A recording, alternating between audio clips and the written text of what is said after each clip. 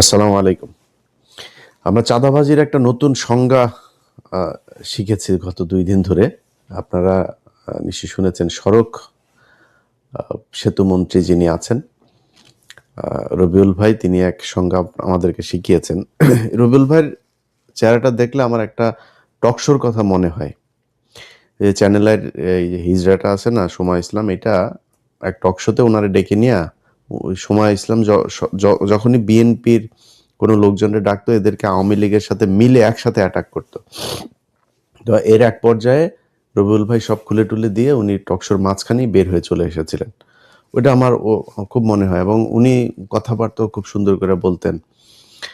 তো হঠাৎ করেই ধরেন বিএনপির লোকজনের এই নির্বাচনের পরের দিন থেকে ওনাদের বডি ল্যাঙ্গুয়েজ, ওনাদের কথাবার্তাগুলো শুনলেই না মনে হয় সেই আওয়ামী লীগের একটা লোক বোধহয় কথা বলছে। একদম চেহারা, কথাবার্তার ধরন, দাম্ভিকতা এগুলো ওই ঠিক আওয়ামী লীগ যেভাবে। এই যে মন্ত্রণালয়টা, এই মন্ত্রণালয়টাও কিন্তু এই সড়ক সেতু মন্ত্রণালয় কিন্তু ছিল কাওয়া কাদেরের। এই কাওয়া কাদেরও কিন্তু ঠিক এইভাবেই কথা শুনলেই শরীর জ্বলতো। তো বিএনপির যেই ভাইদের কথা শুনলে এত ভাল লাগতো, একদম নিজের মনে হইতো এরা আমার আমার আপনজন, আমার আপন ভাই, এরকম মনে হইতো। সেই মানুষগুলো হঠাৎ করে রাতারাতি এত চেঞ্জ হয়ে গেল, বিশেষ করে নির্বাচনের এই আগের থেকে। অনেকে আমাদের প্রশ্ন করেন, ভাই আপনারা কেন সরাসরি বিএনপির বিরুদ্ধে এই আজকে যে বাংলাদেশ দেখছেন না, এটা আমরা অনুমান করতে পেরেছিলাম। এই জন্যই বিএনপির বিরুদ্ধে গিয়েছিলাম। তো ওনারা নির্বাচনের আগে থেকে আওয়ামী লীগের লোকজনকে করে দিবে, আপনার নির্বাচন এই রাজনীতি করার সুযোগ দিবে, সব মামলা তুলে নিবে, এই যেগুলো বলেছে এবং সেটা এখন করছে। আপনারা দেখছেন বিভিন্ন জায়গায় অফিস টফিস খুলে দিচ্ছে। তো এটার বিএনপির সামনে ধরেন ২টা পরিণতি এখন যে অবস্থায় তারা চলছে সেটাতে। ১৯৮১ সালে জিয়াউর রহমান এইভাবে এই হাসিনাকে নিয়ে এসেছিল। ১৭ দিনের মাথায় জিয়াউর রহমানকে হত্যা করা হয়েছিল। খালেদা জিয়া তিনি এই আপনার 96 এ যখন এই হাসিনাকে আপনার স্পেস দেয়, উনি কিন্তু ১৫ই ফেব্রুয়ারি একটা নির্বাচন করেছিল 96 এ। সেই নির্বাচনে আপনার জামাত আওয়ামী লীগ কেউ অংশগ্রহণ করে নাই। হাসিনা খালেদা জিয়া চাইলে থাকতে পারতো, এমন কোনো আন্দোলন হয়নি, এমন মানুষজনও মারা যায়নি। ছেড়ে দিয়েছেন, ছেড়ে তারপরে ১২ই জুন 96 আবার আরেকটা নির্বাচন দিয়েছিলেন। ওই সুযোগ দিয়ে তারা আবার ৯৬-তে আসতে দেওয়া হয়েছে। ৯৬-তে আসার পরে কি করেছে সেটা আপনারা জানেন। এরপরে ২০০১ থেকে ৬ খালেদা জিয়া জোর করে থাকতে চেয়েছে, কিন্তু মানে বিএনপির সমস্যাটা হলো বিএনপি যদি চুরিও করে, মানে ল্যাটায়া ব্যাটায়া ওইটারে পাছা-পুছা হাগু দিয়া নষ্ট করে গন্ধ বানায় ফেলে। আওয়ামী লীগ সেটা খুব স্মার্টলি করে। এটাই হলো পার্থক্য। তো এরপরে খালেদা জিয়া সুযোগ তাদেরকে দিয়েছেন। সেই সুযোগ দেওয়ার পরে ২০১৩ সালেও আরেকবার খালেদা জিয়া সুযোগ দিলেন ১৪ সালের নির্বাচনের না এসে। তো এই আওয়ামী লীগ খালেদা জিয়ার পরিবারকে কতটুকু ক্ষতি করেছে এটা ভাই আমার বলার কিছু নাই। এটা জিয়া পরিবার জানে, তাদের পরিবারে আমার বিশ্বাস যে আমার চাইতে বেশি কষ্ট তাদের জন্য হয়। এরা যদি আসে তাহলে বিএনপির পরিণতি কি হয় সেটা ১৭ বছরে আমরা দেখেছি। এটা নতুন করে দেখার কিছু নাই। অতএব তারা যদি এদেরকে নিয়ে আসে, এসে মনে করেন আওয়ামী লীগকে নিয়েই তারপরে করলো। তো জোর করে যদি থাকতে চায়, বাংলাদেশে খুব নিকট অতীতে আমরা এর পরিণতি দেখেছি যে সেটাতে কি হয়। বিএনপি সেই পরিণতি ভোগ করতে হবে যদি তারা জোর করে ক্ষমতায় থাকতে চায়। আর যদি তারা মনে করে নির্বাচন করবে, গণতান্ত্রিকভাবে জামাতের সাথে রাজনীতি করবে, জামাতের সাথে রাজনীতি করতে গেলে জামাত আপনারা যদি নাকি স্বর্ণ দেখায়, আপনি তো আর এই তামা দিয়ে তো তার সাথে রাজনীতি করতে পারবেন না। জামাত রাজনীতি করে নিজের পকেটের টাকা দিয়া তারপরে সংগঠন চালায়। আর আপনি চাঁদাবাজির টাকা দিয়া সংগঠন চালাবেন, এরকমই হবে। এই যে রবিউল ইসলাম ভাই উনি একটা কথা বলেছেন, মানে উনি কথাটা হয়তো খুব কৌশলে, এর আগেও তো এই চাঁদাবাজি হতো। ওবায়দুল কাদের কোনোদিন স্বীকার করেছে এইভাবে বলেছে কখনো? বলতে হবে কি, আপনি দেখেন প্রতিটা মন্ত্রী দুর্নীতিকে, এই যে এহসানুল হক মিলন দুর্নীতি করেন আগের বার, দুর্নীতির বিরুদ্ধে ব্যাপক করা হবে, সবাই দুর্নীতির বিরুদ্ধে, সব কটা মন্ত্রীর বক্তব্য দেখবেন একই রকম। এইটাই হচ্ছে স্মার্টনেস, বাংলাদেশের স্মার্টনেস এইটাই।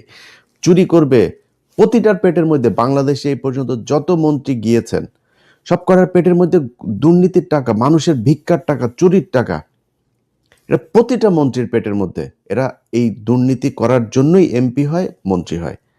আজকে যেই কথাটা রবিউল ইসলাম বলে দিয়েছেন, এটা আগের মন্ত্রীরা বলেন নাই বা ওনার আশপাশের মন্ত্রীরা বলেন না, এটাই স্বাভাবিক। শহীদুদ্দিন চৌধুরী অ্যানি ভাই আজকে বলেছেন যে না, সড়কে কোনো চাঁদা চলবে না। অ্যানি ভাই, আপনি তো পানি সম্পদ মন্ত্রী, আপনি সড়কের মন্ত্রী বলার কে? সড়কের মন্ত্রী বলে দিয়েছেন চাঁদাবাজি চলবে, অতএব চলবে। এটারে আপনি এখন কালকে হয়তো উনি বক্তব্যটারে সুন্দর করে বলতে পারেন, তারেক রহমান হয়তো একটা থ্যাতানি দিলে হয়তো বলবে সুন্দর করে, বা এই ধরনের কথার ভবিষ্যতে বলবে না, কিন্তু চলবেই চাঁদাবাজি। উনি খুব স্পষ্ট করে বলেছেন যে সরকারি দলের যেই শ্রমিক সংগঠন, তাদের দল চালাতে টাকা লাগে। বক্তব্য কিন্তু খুব স্পষ্ট। শ্রমিক সংগঠনের এই সারা দেশে বিশাল আকারের আপনার সংগঠন, এই যে চান্দা আব্বাস ছিল শ্রমিক নেতা, তো এরা তো শ্রমিক না, এরা তো চলে। তো এরা কিভাবে চলবে? এরা চলতে হইলে আপনার ওই চান্দা তুলতেই হবে, এই ছাড়া কোনো উপায় নেই।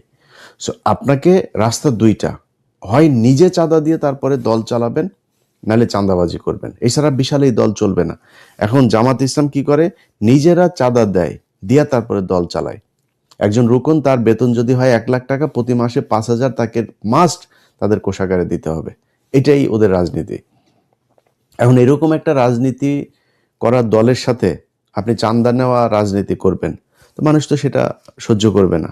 সো সেক্ষেত্রে আলটিমেটলি যেটা হবে সেটাই। সো রাস্তা আপনার হাতে দুইটা, একটা হয় আপনাকে রাজনীতি চেঞ্জ করতে হবে, এই আপনাদের যে পলিসি সেটা চেঞ্জ করতে হবে, করে নিজের পকেটের টাকা দিয়ে নিজে রাজনীতি করবেন, অথবা শেখ হাসিনার মতো ফ্যাসিস্ট হবেন, জোর করে ক্ষমতায় থাকবেন, কোনো কথা শুনবেন না, কিছু হইলে বলবেন যে সংবিধানের দোহাই, কারণ আপনাদের 2/3 আছে এখন, এবং এই 2/3 তো আপনাদেরকে খুব পরিকল্পিতভাবেই দেওয়া হয়েছে। এই ডক্টর ইউনূস আপনার যেদিন লন্ডনে যায় সেদিনই তিনি নির্ধারণ করে দিয়ে এসেছেন যে বিএনপি ক্ষমতায় যাবে, তাদেরকে 2/3 দেওয়া হবে, যত দুর্নীতি, চাঁদাবাজি, ধান্দাবাজি এই তত্ত্বাবধায়ক সরকার যা করে গিয়েছে এটার বিরুদ্ধে বিএনপি কিছু বলবে না, সবাইকে সেফ এক্সিট দেবে।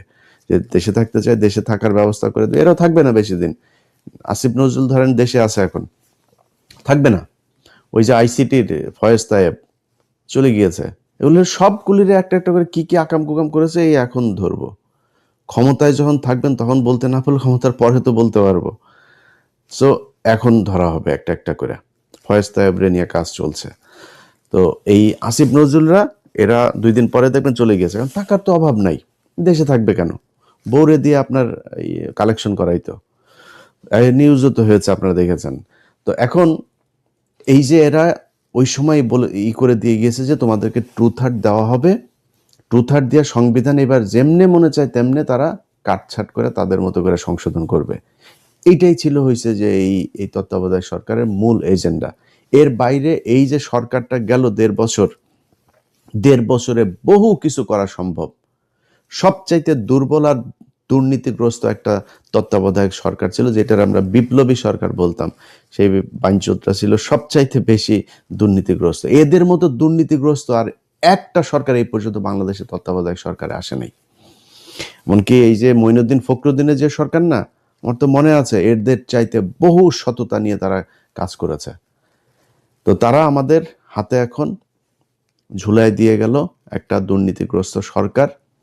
এটা নিয়ে এখন আমাদের থাকতে হবে। তো বাংলাদেশের মানুষের কাছে আমার একটা একটা জিজ্ঞাসা থাকবে যে এই দেশের মানুষ কি মানে এই ঝাড়ুদার হয়েই থাকতে চান, চকিদার হয়েই থাকতে চান? একটা দল ক্ষমতায় আসবে, তাদের কিছু এমপি থাকবে, মন্ত্রী থাকবে, তাদের এই এই যে পরিবার